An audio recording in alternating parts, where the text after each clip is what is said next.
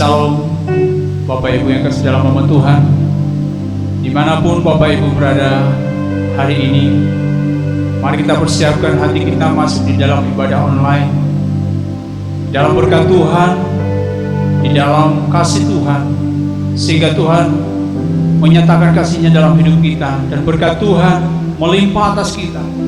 Dan persiapkan diri Bapak Ibu, dan sebentar kita akan masuk dalam ibadah, dan kita akan mulai di dalam doa.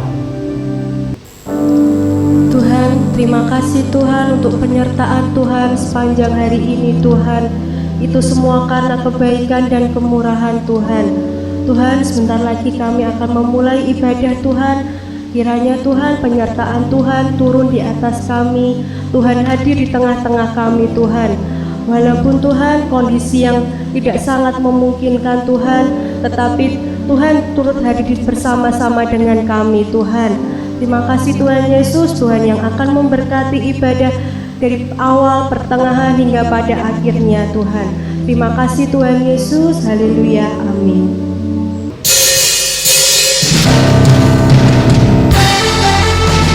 Tuhanlah kekuatan dan Tuhanlah keselamatan kita. Haleluya.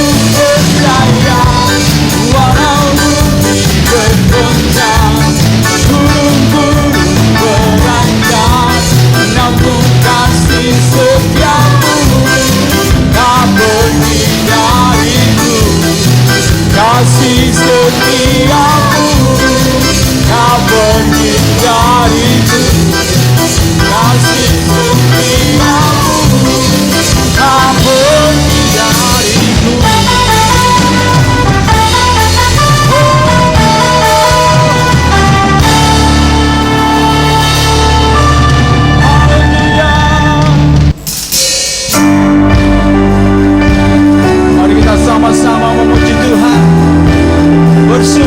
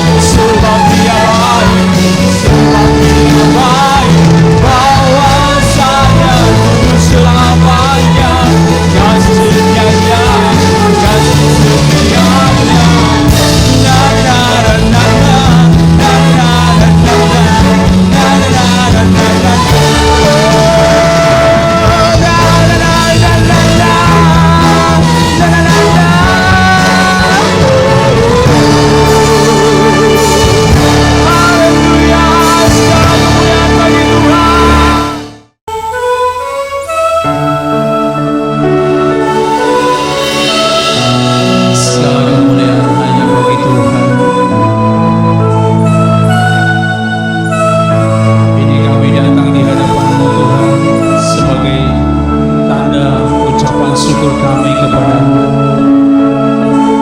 untuk semua yang Tuhan berikan bagi kami.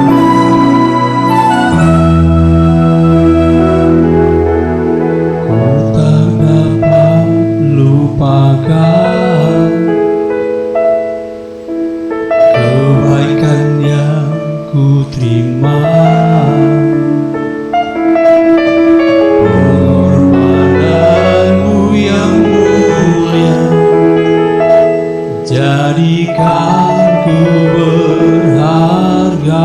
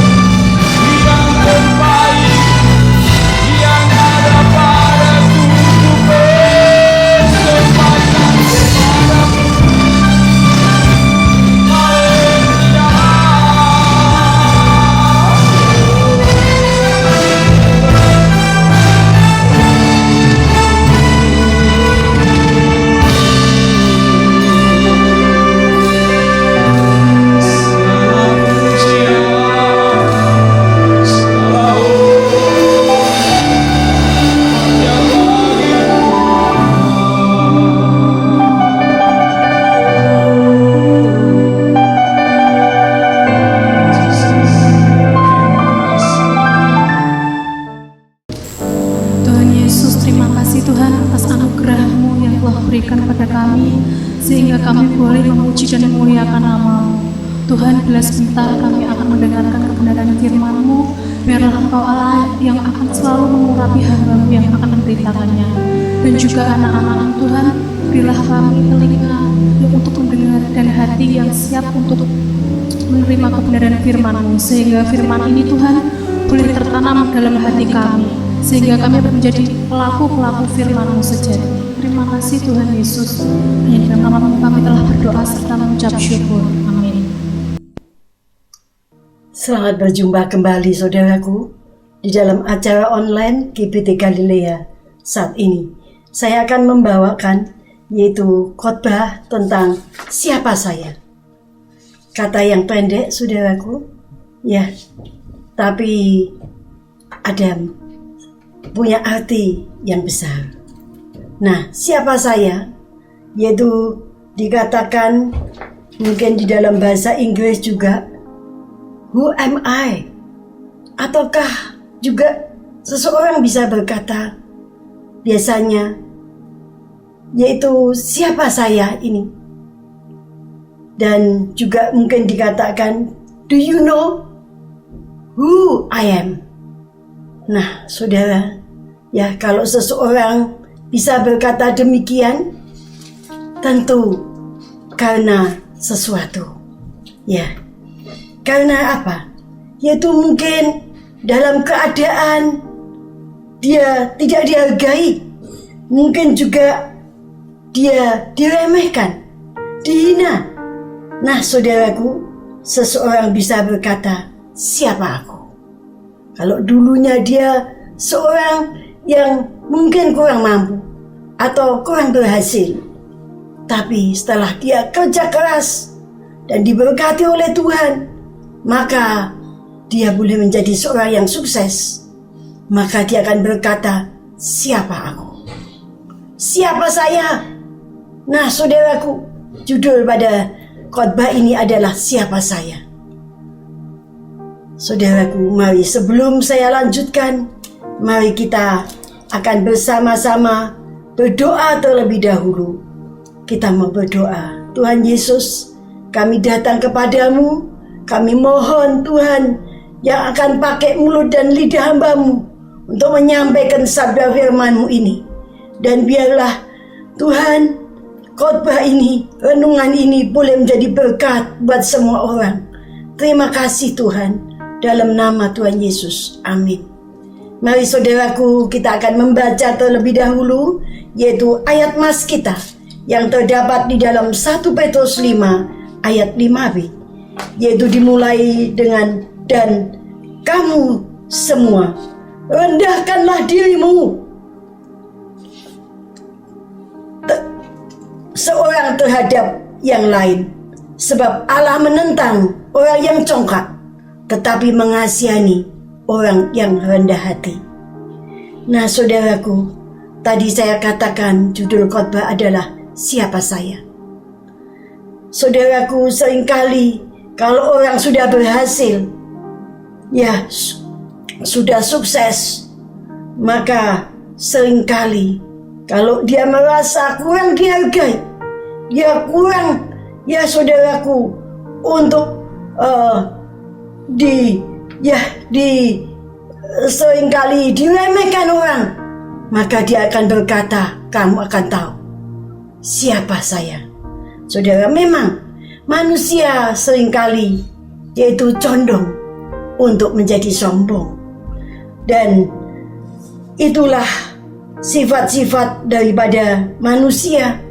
Apalagi kalau sudah OKB, orang kaya baru, atau baru menjadi orang kaya, seringkali ya kesombongannya timbul, saudaraku, ya. Apalagi kalau baru diberkati, seringkali bisa lupa akan Tuhan dan dia bisa menjadi sombong, saudaraku, ya. Dia akan berkata, semua ini adalah hasil jerih payahku, semua ini adalah karena aku. Siapa saya sekarang? Nah, saudara, ya, bukankah semua ini, kalau kita boleh berhasil, kita boleh diberkati. Semua ini adalah berkat daripada Tuhan. Semua adalah titipan daripada Tuhan. Kalau kita bisa diberkati, kalau kita bisa menjadi kaya, kita bisa menjadi sukses, kita bisa menjadi orang yang diberkati, semua ini adalah karena berkat daripada Tuhan. Saudara, seringkali orang bisa menjadi sombong. Tuhan benci dengan segala kesombongan. Orang yang sombong akan direndahkan. Bahkan juga dikatakan di dalam Mika 6 ayat yang ke-8, yaitu apakah yang dituntut Tuhan daripada kita?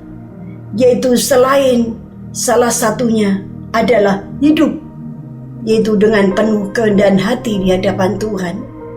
Saudara, kalau kita tadi baca juga di dalam 1 Petrus 5 ayat 5b, yaitu ada kata-kata rendahkanlah dirimu. Lah adalah kata salah satu ciri daripada kata sifat.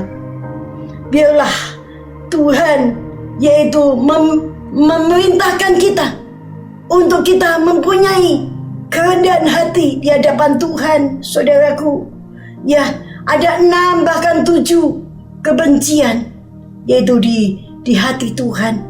Salah satunya adalah mata sombong. Saudaraku, kesombongan tertulis di dalam Amsal 6 ayat 16 dan 17. Saudaraku, biarlah kita boleh belajar, yaitu seperti ayat Mas, bahwa kita boleh punya kerendahan hati di hadapan Tuhan. Saudara, Allah mengasihi orang yang rendah hati, tapi Tuhan Allah menentang orang yang congkak. Saudara, segala sesuatu daripada Tuhan. Jangan kita menjadi sombong. Kalau Tuhan berkata sudah cukup, tidak ada seorang pun yang bisa kuasa untuk menahan kematian, dan semuanya akan ditinggal. Memang kalau orang Jawa berkata, ning donyo piro lawase, ning donyo ming mampir ngombe. Saudara, hanya sementara, hanya mampir ngombe. Saudara, apa yang kita bisa banggakan? Saudara, mari kita belajar untuk punya kerendahan hati di hadapan Tuhan. Saudara, Bapak Agustinus, Bapak Gereja, saudaraku, yaitu mengatakan betapa pentingnya bahwa kita orang Kristen harus mempunyai kerendahan hati. Dan biarlah kerendahan hati itu merupakan ciri daripada orang Kristen. Kerendahan hati adalah merupakan salah satu sifat. Kerendahan hati merupakan juga ciri daripada orang Kristen. Saudaraku, karena Tuhan sendiri sudah memberikan keteladanan, yaitu penuh dengan kerendahan hati. Tuhan sudah memberikan keteladanan kerendahan hati itu kepada kita. Sebab itu mari kita sebagai orang-orang Kristen, mari kita jangan berkata, siapa saya? Saudara, kalau orang yang kaya, pasti ada yang lebih kaya lagi. Kalau orang yang pintar, pasti ada yang lebih pintar lagi. Saudaraku, di atas langit masih ada langit. Saudara, biarlah kita juga menerapkan ilmu daripada padi, di mana padi makin berisi, makin merunduk. Bagaimana kita sebagai orang Kristen, biarlah kita mempunyai yaitu ciri-ciri kekristenan untuk kita boleh yaitu punya kerendahan hati. Saudaraku, mari kalau orang ada di tempat yang tinggi, maka dia akan melihat ke bawah itu kecil. Saudaraku, tapi sebaliknya dia tidak mengerti, dia tidak sadar. Dia melihat orang lain dengan merendahkan, mungkin melihat orang lain kecil, tapi sebenarnya yang dari bawah juga melihat dia itu kecil. Dari bawah melihat dia yang di atas juga kecil. Sebab itu jangan kita sombong. Orang yang sombong akan direndahkan. Nah saudara, mari kita mau belajar, ya, yaitu seperti padi yang makin berisi, makin merunduk. Saya teringat saudaraku, yaitu sebuah cerita di mana sebuah perusahaan dia ingin untuk mendapatkan seorang yaitu GM yang baik, General Manager yang baik. Dan karena perusahaan itu adalah perusahaan yang maju dan juga berhasil, maka banyak sekali saudaraku pelamar-pelamar yang melamar pekerjaan GM itu. Dan setelah para pelamar itu diinterview beberapa kali, maka akhirnya mendapatkan 3 pelamar yang benar-benar qualified, saudaraku, dan akan diuji oleh bosnya sendiri. Dan untuk waktu yang sudah ditentukan, jam yang ditentukan, hari yang ditentukan, maka 3 pelamar ini akan datang. Dan di suatu pagi, saudaraku, di tempat perusahaan itu terlihat, yaitu di tempat di mana seseorang akan menghadap kepada bos, ada tempat yaitu ruang tunggu tamu, saudaraku. Dan disitulah semua akan menunggu untuk diinterview oleh bos. Dan pada pagi itu, tempat untuk menunggu terlihat ada seorang pemudi yang sedang menyapu, dengan tempat sampahnya sekalian. Pintu masih ditutup, saudaraku. Pemudi ini yaitu menyapu. Dan pelamar calon yang pertama sudah datang. Dia mengetuk pintu. Lalu pemudi ini, dia dengan sampahnya, dengan sapunya, dia mulai ke tempat pintu untuk membukakannya, saudaraku. Dan pelamar yang berkata, "Selamat pagi, Sus. Bolehkah saya masuk?" Dan pemudi yang tukang sapu ini, dia berkata, "Silahkan."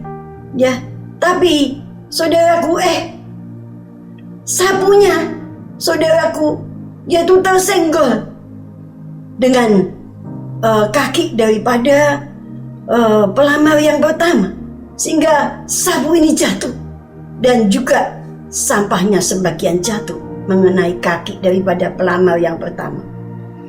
Pelamar yang pertama dengan rendah hati dia berkata, maaf Sus, maaf kalau sudah merepotkan Sus sehingga sampah ini tercecer.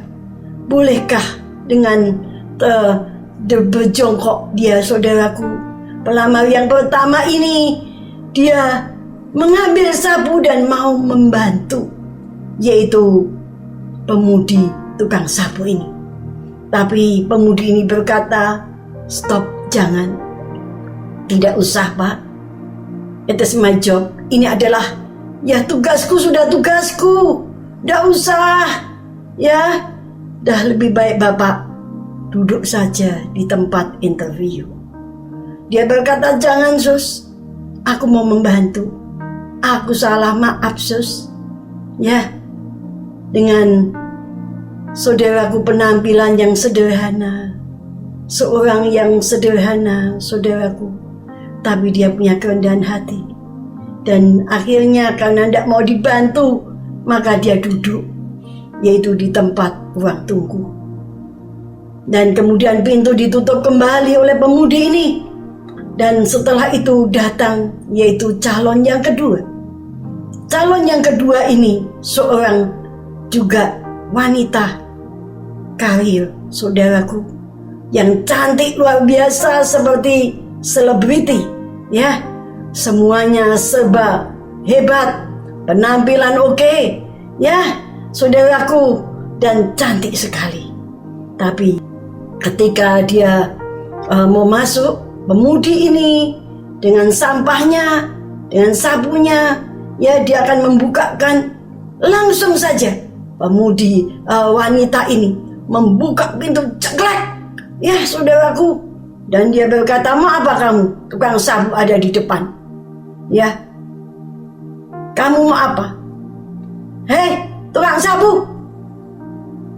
Tukang sapu ini kaget dan sampahnya jatuh saudaraku mengenai yaitu sepatu daripada wanita ini, dan hampir semua daripada sampahnya jatuh. Pemudi ini ya dia menunduk, tapi wanita ini tadi berkata, anjing kamu, babi lu. Semua kata-kata kebun binatang keluar. Sapi, babi, anjing, kucing keluar mengutuk. Dia katakan, "Tukang sapu sialan, kamu ya ndak patut jadi tukang sapu. Kamu ini apa? Kerja ndak becus. Siapa saya? Kalau saya nanti jadi bosmu, aku pecat kamu." Nah saudara, ya dengan sombongnya dia berkata demikian. Nah ya pemudi ini kaget, ya, dan sekali lagi wanita ini mendorong pemudi ini, dan pemudi ini jatuh saudaraku, ya, dan ia menampar yaitu muka daripada pemudi ini. Oh sungguh keterlaluan saudaraku. Ya sungguh seorang yang kalau orang Jawa bilang ompak-ompakan, ya, terlalu saudaraku, ya. Nah setelah itu dia duduk, ya, dia duduk dan dia melihat calon yang lain. "Hei, kamu mau melamar? Penampilanmu seperti ya orang desa saja, orang kampungan." Dia berkata demikian, sombong sekali saudara. Pintu masih terbuka dan kemudian saudaraku, ya, calon yang ketiga masuk, seorang pemuda yang ganteng sekali, ya, seperti seorang aktor bintang film saudaraku, ya, ganteng sekali.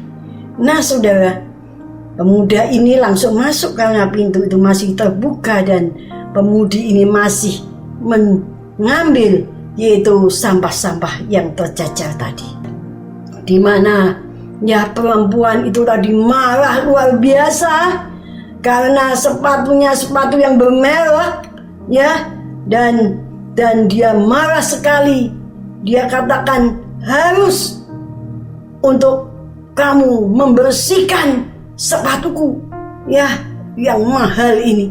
Nah waktu itu saudaraku, ya, setelah dia jatuh ditampar dan calon yang ketiga ini masuk saudaraku. Calon yang ketiga ini melihat yaitu pemudi ini. Dia berhenti sebentar. Dia tidak langsung duduk di tempat daripada tempat tunggu interview, tapi dia memandang pemudi ini. Lalu dia berkata, bukankah kamu, ya, 20 tahun yang lalu kita masih ada di SMP 1. Kamu adalah bekas pacarku." Sungguh saudaraku, ya, "Kamu adalah bekas pacarku," dia katakan demikian saudara, ya. Dan pemudi ini juga kaget. Dia memandang pria yang ganteng itu. Pria ini berkata, "Dulu kamu bekas pacarku, tapi ternyata kamu hanya seorang tukang sapu. Kamu hanya seorang yang rendah. Pekerjaannya hanya sebagai seorang seperti kacung kampret." Dia berkata demikian. Ya, untung dulu aku tidak menjadi pacarmu. Ya, kamu tahu siapa saya? Oh, saya sekarang adalah orang yang sukses, orang yang berhasil. dia katakan demikian, kalau aku nanti menjadi bosmu, aku akan pakai kamu ya untuk menjadi tukang bersih-bersih spesial di kamarku, hanya untuk melayani pribadi aku. Saudara, ya seorang yang juga sombong, ya dia katakan, siapa saya? Saya sekarang seorang yang berhasil. Nah saudara, ya setelah itu dia dengan tertawa mentertawakan pemudi ini. Dia berkata, cantik-cantik, tapi sayang hanya menjadi tukang sapu. Ya, hanya tukang bersih-bersih. Oh, sayang ya. Nah, lalu dia duduk di tempat penunggu daripada interview. Kemudian setelah itu semua ya duduk, dan sebentar lagi yaitu wakil dari bos, seorang yang biasa menginterview tadinya, saudara, masuk, seorang laki-laki, dan berkata, ya sebentar lagi ya bos akan datang, dan mungkin saja diwakilkan oleh anaknya ya untuk menginterview, untuk menguji Anda sekalian. Siap Anda semua? Siap Pak? Ya. Nah kemudian ya ini wakil bos ini masuk, pemudi ini keluar, saudaraku, ya kembali masuk di tempat ruang tunggu. Lalu bekas pacarnya yang dulu berkata, mau apa lagi kamu di sini? Mau lap-lap kaca, meja, atau sabu-sabu lagi? Lalu wanita yang ada di sebelahnya bertanya, siapa dia? Ya, bekas pacarku yang dulu. Lalu dia berkata, ya, oh ganteng-ganteng, ya, hanya pacarnya tukang sapu. Dia berkata tuh dulu, sekarang sudah tidak. Mana mungkin aku mau, yaitu dengan pacar hanya seorang tukang sapu. Nah, saudaraku, ini laki yang ganteng ini, dia berkata, buat apa kamu di sini? Pergi saja. Bukankah bos akan datang? Ya, dia berkata, pergi saja, tidak usah di sini kamu. Ini pemudi ini hanya tersenyum. Dia berkata, akulah bos, akulah anak bos. Pria ini berkata, mana mungkin, kamu ini bercanda ya, kamu tidak mungkin jadi bos. Lalu dia menelpon, yaitu laki-laki yang menginterview mereka sebelumnya, dan datang di tempat itu. Lalu laki-laki ini berkata, ya memang inilah anak bos kita yang akan menginterview Anda. Oh, laki-laki yang ganteng ini ambil semaput. Ya, lalu dia mendatangi pemudi ini, dia berkata, maafkan aku ya, aku tetap menjadi pacarmu, aku tetap mencintai kamu, ya. Tapi pemudi ini berkata, rayuan gombal, ya, kamu adalah orang yang tidak tahu, ya, yang selalu berkata siapa saya, meremehkan orang-orang yang ada di bawahmu. Kamu tidak layak untuk diterima. Nah, saudaraku, kedua pelamar ini langsung ya keluar dan tinggal, yaitu seorang pelamar yang pertama. Lalu pemudi ini berkata, ya kamu cocok untuk menjadi general manager. Karena apa? Karena kamu punya kerendahan hati. Ya, orang yang rendah hati bisa taat. Orang yang rendah hati juga bisa bekerja sama dengan sesamanya. Orang yang rendah hati, ya itulah yang diperlukan untuk bisa, yaitu saling menghargai orang lain dan bisa bersatu untuk kita bisa maju bersama. Nah saudara, ya jangan kita punya kesombongan, tapi biarlah kita punya kerendahan hati. Sebagai ciri, terutama kita sebagai orang Kristen, biarlah kita punya ciri, yaitu salah satu kerendahan hati. Karena itulah yang dituntut Tuhan untuk kita boleh, yaitu saudaraku, hidup, yaitu taat, hidup yang sesuai dengan kehendak Tuhan. Saudaraku, mungkin kalau kita lihat di dalam Alkitab, ya, kita mau belajar juga pada saat ini, yaitu di dalam Alkitab tentang kerendahan hati ini ditulis yaitu 37 kali. Saudaraku, 1 bulan ada 30 hari. Saudaraku, kalau kerendahan hati ini ditulis 37 kali, kata-kata kerendahan hati, saudaraku. Nah saudara, berarti Tuhan mengingatkan kita untuk tiap hari kita punya kerendahan hati. Masih ditambah bonus, yaitu seminggu lagi. Nah saudara, mari kita punya kerendahan hati. Kita mau belajar dari Alkitab, di mana kita mau baca bersama-sama, yaitu bagaimana seorang yang Tuhan mau mengajar melalui sebuah persoalan, yaitu Tuhan mengajar untuk dia punya kerendahan hati, sehingga dia boleh menerima kuasa mujizat daripada Tuhan. Kita baca di dalam 2 Raja-Raja 5, saudaraku, ya, 2 Raja-Raja 5, gitu, ayat yang pertama hingga ke-14. Naaman disembuhkan. Naaman panglima Raja Aram adalah seorang terpandang di hadapan tuannya dan sangat disayangi, sebab oleh dia Tuhan telah memberikan kemenangan kepada orang Aram.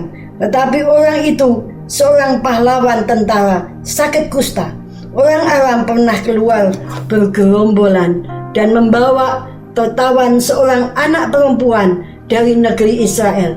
Ia menjadi pelayan pada istri Naaman. Berkatalah gadis itu, yaitu kepada nyonyahnya, sekiranya, yaitu tuanku menghadap nabi yang di Samaria itu, maka tentulah nabi itu akan menyembuhkan dia dari penyakitnya. Lalu pergilah Naaman memberitahukan kepada tuannya, katanya, begini-beginilah dikatakan oleh gadis yang dari negeri Israel itu. Maka jawab Raja Aram, baik, pergilah dan aku akan mengirim, yaitu surat kepada Raja Israel. Lalu pergilah Naaman dan membawa sebagai persembahan 10 talenta perak dan 6.000 sikal emas dan 10 potong pakaian. Ia menyampaikan surat itu kepada Raja Israel yang berbunyi, sesampainya surat ini kepadamu, maklumlah kiranya bahwa aku menyuruh kepadamu Naaman pegawaiku, supaya engkau menyembuhkan dia dari penyakit kustanya. Segera sesudah Raja Israel membaca surat itu, dikoyakkannya lah pakaiannya, serta berkata, Allahkah aku ini yang dapat, yaitu mematikan dan menghidupkan, sehingga orang ini mengirim pesan kepadaku, supaya kusembuhkan seorang dari penyakit kustanya. Tetapi sesungguhnya perhatikanlah dan lihatlah, ia mencari gara-gara terhadap aku. Segera sesudah didengar Elisa, abdi Allah itu, bahwa Raja Israel mengoyakkan pakaiannya, dikirimnyalah pesan kepada raja, bunyinya, mengapa engkau mengoyakkan pakaianmu? Biarlah ia datang kepadaku, supaya tahu bahwa ada seorang nabi di Israel. Kemudian datanglah Naaman dengan kudanya dan keretanya, lalu berhenti di depan pintu rumah Elisa. Elisa menyuruh seorang suruhan kepadanya, mengatakan, "Pergilah mandi 7 kali dalam sungai Yordan, maka tubuhmu akan pulih kembali sehingga engkau menjadi tahir." Tetapi pergilah Naaman dengan gusar sambil berkata, Aku sangka bahwa setidak-tidaknya ia datang keluar dan berdiri memanggil nama Tuhan Allahnya, lalu menggerak-gerakkan tangannya di atas tempat penyakit itu, dan dengan demikian menyembuhkan penyakit kustaku. Bukankah Abana dan Parpar, sungai-sungai Damsik, lebih baik dari segala sungai di Israel? Bukankah aku dapat mandi di sana menjadi tahir? Kemudian berpalinglah ia dan pergi dengan panas hati.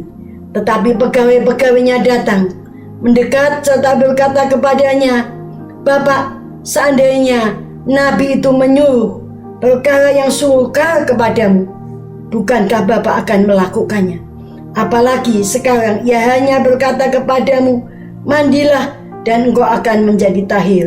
Maka turunlah ia membenamkan dirinya 7 kali dalam sungai Yordan, sesuai dengan perkataan abdi Allah itu. Lalu pulihlah tubuhnya kembali seperti seorang anak, dan ia menjadi tahir. Kemudian kembalilah ia dengan seluruh pasukannya kepada abdi Allah itu. Setelah sampai, tampillah ia ke depan Elisa dan berkata, "Sekarang aku tahu bahwa di seluruh bumi tidak ada Allah kecuali di Israel. Karena itu, terimalah kiranya suatu pemberian dari hambamu ini." Nah saudara, ya, siapakah Naaman? Naaman yang artinya adalah menyenangkan. Naaman adalah seorang panglima daripada pasukan tentara Aram. Dia sangat dihormati, disenangi oleh raja. Dia seorang pahlawan, saudaraku, bagi negaranya. Ya, dia benar-benar seorang yang terhormat, seorang yang terpandang, dan dia adalah musuh daripada bangsa Israel. Nah, saudaraku, tetapi ada sesuatu, yaitu dia sakit kusta. Dia seorang panglima yang gagah perkasa, tapi sayang, saudaraku, dia sakit kusta. Dan penyakit kusta pada waktu itu tidak ada obatnya.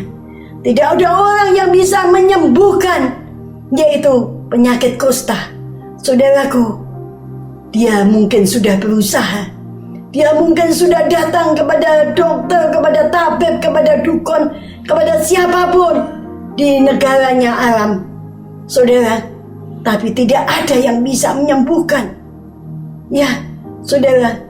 Dan akhirnya oleh seorang, yaitu pelayan tawanan yang dibawa daripada Israel, seorang yaitu pelayan ini daripada istri Naaman, yang menceritakan bagaimana penyakit kustanya bisa disembuhkan kalau ia mau pergi ke Israel kepada seorang nabi yang bernama Elisa. Saudara, ya, Naaman mungkin sudah putus asa dengan kustanya. Kusta adalah sesuatu, yaitu penyakit di mana orang, ya, seringkali tidak mau untuk mendekat, mengasingkan orang itu. Saudara, orang yang sakit kusta, ya, itu sangat tidak akan mau orang untuk datang, untuk dekat. Saudaraku, diasingkan, ya, orang sangat takut tertular karena tidak ada obatnya. Nah, saudara, ya, saat itu ini Naaman, dia ingin untuk pergi ke Israel. Dia katakan kepada raja dia mau pergi ke Israel. untuk minta kesembuhan ya kepada nabi yang bernama Elisa. Raja yang sangat mengasihi Naaman, maka raja juga memberikan persembahan untuk diberikan kepada yaitu nabi Elisa ini. Dikatakan yaitu 10 talenta perak, 6.000 sikal perak, 6.000 sikal emas, saudaraku, 6.000 sikal emas, saudara, dan 10 potong pakaian. Semuanya kalau dijumlah kira-kira 73 M. Di 73 miliar pemberian siapa? Ya, yang sebesar itu, saudaraku, seorang pendeta bisa terperanjat dengan persembahan seperti itu, saudaraku. Ya, nah, dia membawa persembahan yang besar. Dia pergi ke Israel dan singkat cerita, saudaraku, setelah sampai yaitu di kerajaan Israel, ketemu dengan rajanya bingung, saudara, tapi mengoyakkan pakaiannya dan akhirnya, saudaraku, Elisa berkata, suruh Naaman datang yaitu ke rumahku.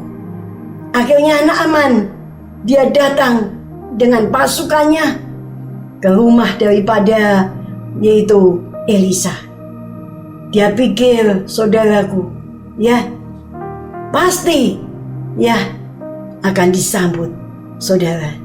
Ya, inilah mengapa kalau kita lihat Naaman ya yang sakit kusta.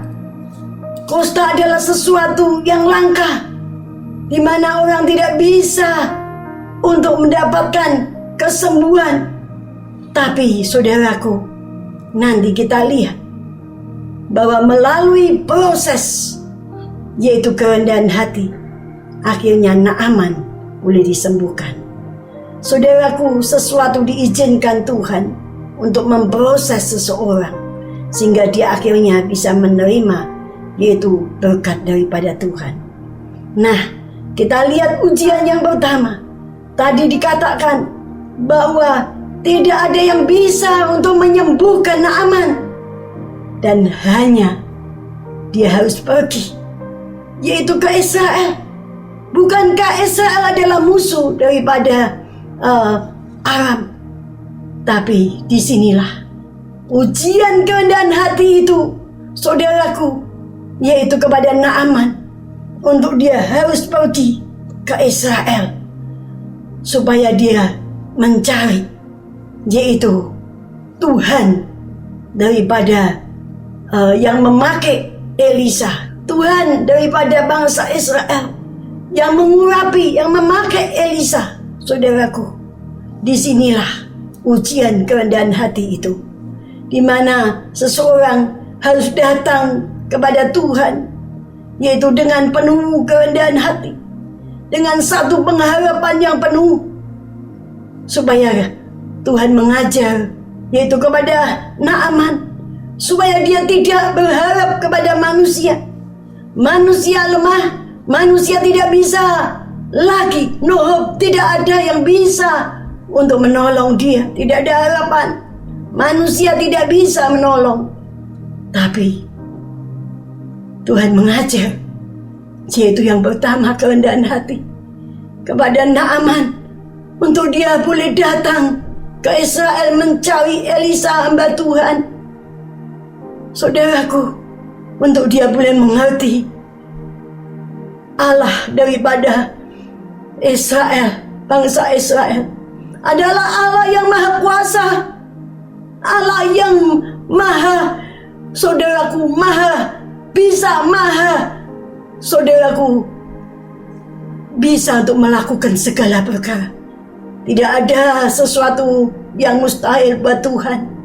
Tuhan sanggup melakukan. Tapi ujian kerendahan hati itu diberikan yaitu kepada Naaman, di mana dia harus datang untuk mencari Tuhan Allah Israel, saudaraku, ya. Dan inilah dia datang ke rumah daripada Elisa. inilah ujian kerendahan hati yang pertama. Seseorang yang mau mendapatkan berkat daripada Tuhan, dia harus yaitu melalui proses ini. Biarlah saudara seorang yang mau untuk mendapatkan yaitu berkat, dia harus mau untuk tersungkur datang berdoa kepada Tuhan. Dan yang kedua yaitu dikatakan saudaraku, yaitu Naaman, dia kecewa. Mengapa? Ketika dia datang ke rumah daripada Elisa, ternyata pikirnya Elisa pasti menyambut dia seorang pahlawan, dia seorang panglima. Saudaraku, dia akan dihormati. Tapi ternyata saudara, Elisa tidak keluar. Hanya pesuruhnya saja yang keluar. Saudara, dia merasa tersinggung. Saudaraku, dia merasa tersinggung. Dia merasa diremehkan. Dia merasa dihina. Saudara, bagaimana? Saudara, inilah ujian kerendahan hati. Seseorang harus membuang segala gengsinya. Kalau dia mau menerima kuasa daripada Tuhan, dia harus melewati yaitu ujian kerendahan hati ini. Yaitu dia harus membuang segala gengsi.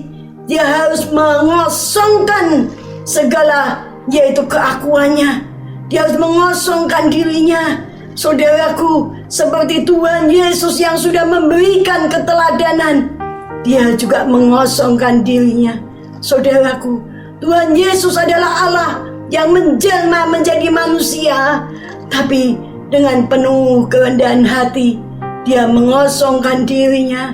Saudaraku, dan dia yang sudah menjadi manusia, menjelma menjadi manusia, dia, saudaraku, Tuhan Yesus, dia memberikan keteladanan, yaitu merendahkan dirinya, saudaraku, dan taat sampai mati di atas kayu salib Golgota untuk menyelamatkan kita semua. Inilah satu yaitu keteladanan daripada Tuhan, yaitu kerendahan hati daripada Tuhan. Dia sebagai Allah yang mau turun untuk merendahkan diri, untuk menyelamatkan kita semua. Saudaraku, mari saudara, Naaman juga diuji tentang kerendahan hati untuk mengosongkan yaitu dirinya. Dia mungkin berkata, Elisa tidak tahu siapa saya. Saya adalah panglima tertinggi.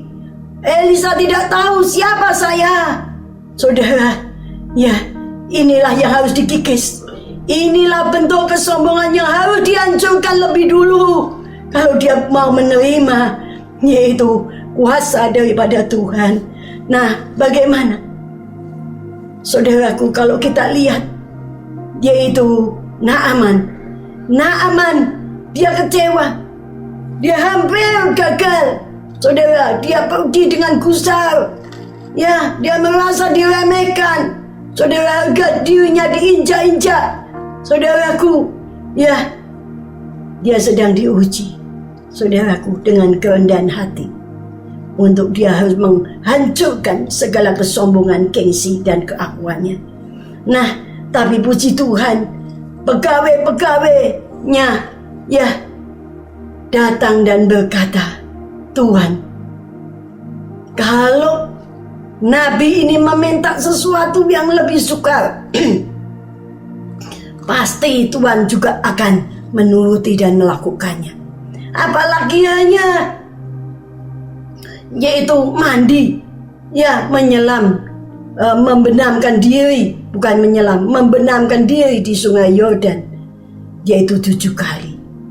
Dan bapak yaitu Naaman akan menjadi tahir, sembuh kembali.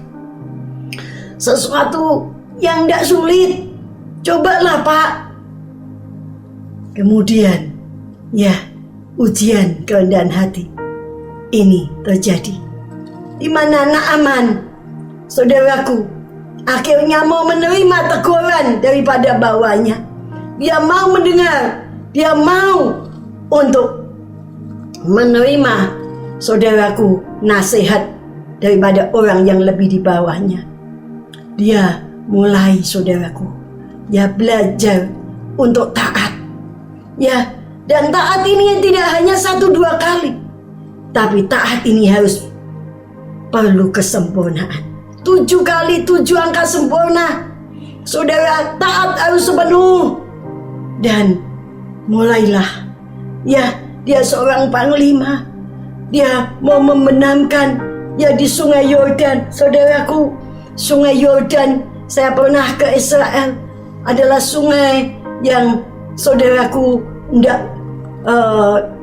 jernih airnya, tapi juga airnya itu bercampur dengan lumpur dan coklat. Saudara, tapi Naaman belajar untuk taat. Ya, dia membenamkan dirinya 1 kali, 2 kali, 3 kali, 4 kali, 5 kali. Belum sembuh. Ke-6 kali juga belum sembuh. Tapi ketika dia taat sepenuh, yaitu yang ke-7 kali, maka terlihatlah, saudaraku, imannya timbul dan dia boleh disembuhkan, pulih total. Saudaraku, ya, inilah, saudaraku, ya, sesuatu yang luar biasa, di mana seseorang yang mustahil untuk bisa disembuhkan saat itu, tapi melalui ujian kerendahan hati, ya, dan juga ketaatan, maka Naaman boleh disembuhkan. Dan kita lihat kembali bahwa Naaman tidak hanya seorang yang langsung sudah pulang, tapi dia seorang yang tahu berterima kasih. Dia datang, saudaraku, yaitu kepada Naaman kembali, dan dia mengucap terima kasih untuk memberikan persembahan, tapi ditolak oleh Elisa. Karena apa? Karena Elisa tahu bukan dia yang menyembuhkan, tapi adalah Tuhan yang memakai dia. Dan saat itu, ya, Naaman boleh berkata, yaitu bahwa dia boleh berkata, di seluruh bumi ini tidak ada Allah kecuali di Israel. Dia boleh melihat kemahakuasaan Tuhan Allah Israel. Dia boleh melihat, yaitu bahwa Tuhan itu Allah yang luar biasa, saudaraku. Dan dia boleh percaya, dia boleh bertobat, dia mohon ampun kepada Tuhan, dan dia bertobat, dan dia boleh percaya dan menyembah kepada Tuhan. Nah, saudara, luar biasa. Inilah bentuk daripada kerendahan hati. Sebagai orang Kristen, kita pun juga dituntut oleh Tuhan untuk kita mau melakukan, yaitu mempunyai ciri-ciri kekristenan, untuk kita punya kerendahan hati sebagai anak-anak Tuhan, sebagai orang Kristen. Baik kita mungkin di dalam keluarga, Anda sebagai ayah, Anda sebagai ibu, Anda sebagai anak, Anda sebagai menantu, Anda mungkin sebagai suami, Anda sebagai seorang ibu. Adakah yaitu kerendahan hati sudah engkau terapkan di dalam kehidupan keluargamu? Anda sebagai orang Kristen yang mempunyai ciri-ciri kerendahan hati itu sudah ada di dalam kehidupanmu. Mari saat ini punyailah kerendahan hati. Saudaraku, orang dikatakan di dalam Amsal 4 ayat 22, yaitu ganjaran kerendahan hati dan takut akan Tuhan adalah kekayaan, kehormatan, dan kehidupan. Saudara, mungkin juga saat ini Anda, yaitu di dalam pelayanan, Anda sebagai aktivis gereja, Anda adalah seorang gembala, ibu gembala, Anda sebagai seorang BL, Anda sebagai seorang singer, Anda sebagai seorang pelayan perjamuan suci, Anda seorang pelayan mimbar, Anda sebagai asyir, Anda apapun tugas di dalam pelayanan di gereja. Adakah Anda sudah punya kerendahan hati, yaitu mempunyai ciri-ciri kekristenan seperti Yesus yang sudah memberikan keteladanan kepada kita? Saudara, mari kita mau, yaitu mungkin juga di tengah masyarakat, kita boleh menjadi orang Kristen yang punya kerendahan hati, memberikan dampak yang positif, kita boleh memenangkan jiwa-jiwa buat Tuhan. Itu di mana kita punya kerendahan hati yang boleh dilihat oleh orang lain, saudaraku, dan nama Tuhan boleh dipermuliakan. Ya, puji Tuhan, saudara. Mari saat ini, kalau kita mungkin belum punya kerendahan hati, kita mau datang kepada Tuhan. Kita mau berkata, Tuhan, aku datang kepadamu dengan penuh kerendahan hati. Aku tersungkur di hadapanmu. Aku mengakui Engkau Allah yang Maha Kuasa. Mari kalau saat ini juga penyakit yang belum tersembuhkan, yang tidak bisa disembuhkan sekalipun, saudaraku, datanglah kepada Tuhan. Dan biarlah saudara berkata, Tuhan, aku tersungkur, aku datang kepadamu. Dan biarlah Tuhan, saat ini aku tahu, aku hanya berharap, aku hanya bergantung, aku hanya berserah hanya kepada Tuhan, karena hanya Engkau yang dapat menolong aku. Nah, saudara, dan biarlah kita mau membuang segala gengsi kita, kita mau membuang segala keakuan siapa saya, saudara. Kita mau membuang yaitu segala sesuatu kesombongan kita, dan kita mau buang segala keangkuhan kita, saudaraku. Seperti dikatakan 1 Petrus 5 ayat 5b, Allah menentang orang yang congkak, tetapi mengasihani orang yang rendah hati. Sebab itu mari, saudaraku, ya, kita mau datang membuang segala kesombongan kita. Kita mau membuang segala keegoisan kita. Kita mau membuang segala kesombongan kita. Dan kita juga mau yaitu taat kepada firman Tuhan. Kita mau menjadi orang yang mau menerima teguran daripada firman Tuhan.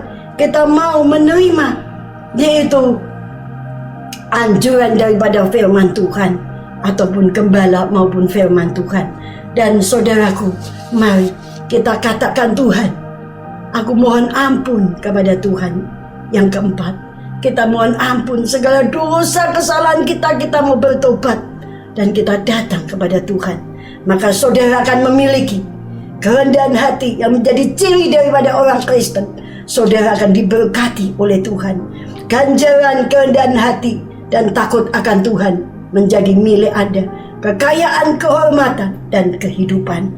Nah, puji nama Tuhan, saudaraku. Mari saat ini kita mau datang kepada Tuhan, dan kita mau berdoa terlebih dahulu kepada Tuhan. Tuhan Yesus, kami menyerahkan saat ini untuk para hamba-hambamu yang mendengarkan sabda firman Tuhan saat ini. Berkati hambamu Tuhan, berikan kami sebagai anak-anak Tuhan untuk mempunyai ciri daripada Yesus, di mana kami punya kerendahan hati. Ya Tuhan, yang total kami boleh Tuhan merendahkan diri di hadapan-Mu saat ini, berharap, bergantung hidup hanya kepada Tuhan. Dan Tuhan yang akan melakukan perkara yang besar. Dan kami mau membuang segala egoisan kita, segala keakuan kita, segala gengsi kita. Tuhan, kami mau mengosongkan diri kami, dan kami mau taat kepada firman-Mu. Kami mau melakukan firman-Mu. Tuhan, kami mau menjadi orang yang mau ditegur. Kami mohon ampun kepada Tuhan atas segala dosa dan kesalahan kami, untuk kami boleh Tuhan ditahirkan. Kami boleh mengalami kuasa Tuhan. Ada pembaruan, ada berkat Tuhan yang terjadi, dan keselamatan yang diberikan kepada Naaman juga akan menjadi bagian kita. Terima kasih Tuhan, terima kasih saat ini. Berkati kami semua dalam nama Tuhan Yesus. Amin.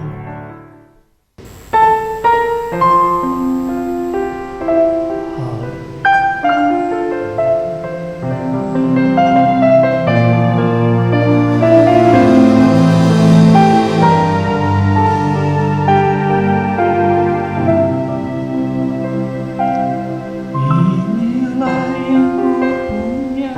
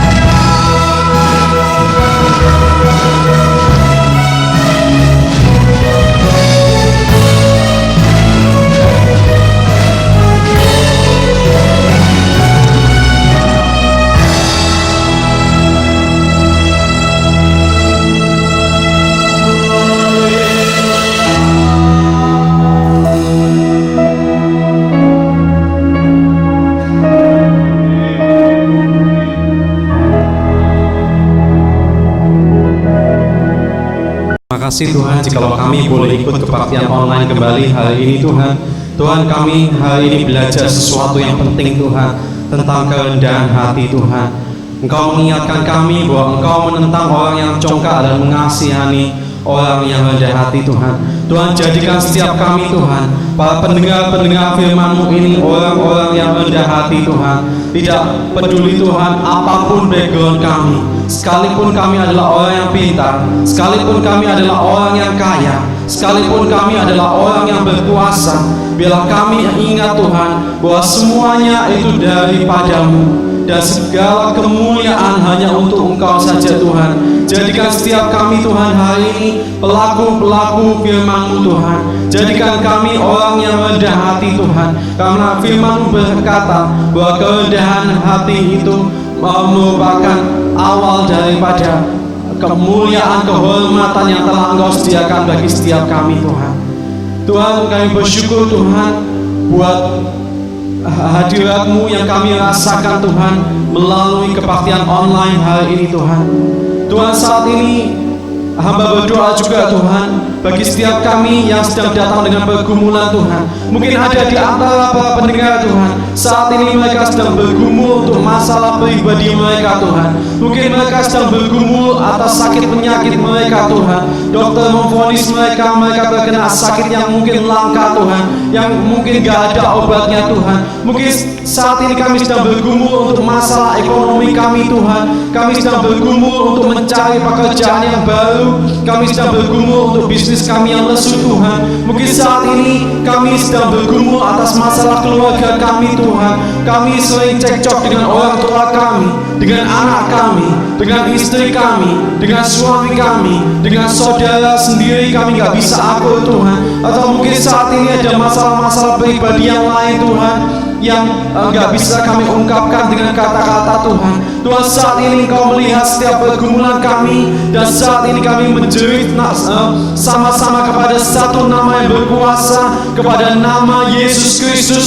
Biarlah saat ini pertolongan yang daripada-Mu turun atas setiap kami. Dalam nama Tuhan Yesus, kami terima kuasa-Mu, kami terima lawatan-Mu, dan kami percaya solusi telah Engkau sediakan bagi setiap kami, pribadi lepas pribadi. Dan mari saudara pendengar, saat ini saya ajak untuk angkat kedua tanganmu, terima berkat dari Tuhan.